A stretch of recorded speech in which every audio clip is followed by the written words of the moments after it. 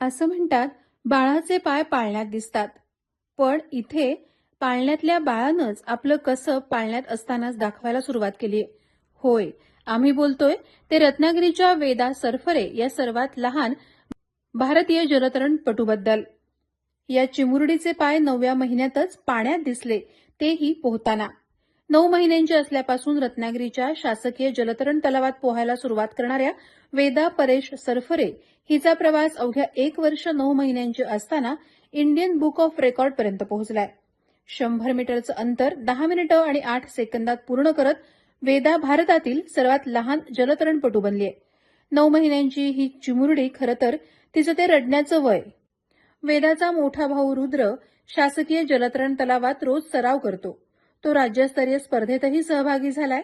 रुद्रला घेऊन त्याची आई पायल सरफरे शासकीय जलतरण तलावावर येत होती. त्यावेळी तिच्या कमरेवर बसून वेदा हे जलतरण तलावातील पोहणं पाहायची.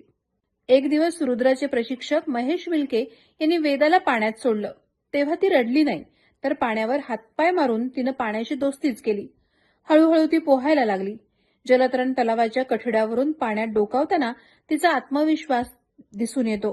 तिचं ते पोहणं, त्या पाण्यामध्ये तिचं स्वच्छंद स्वैर करणं हा तिचा आत्मविश्वास दाखवतोच, पण नव्याने जलतरण स्पर्धेत उतरणाऱ्या नव्या स्पर्धकांना सुद्धा उत्साह देतो.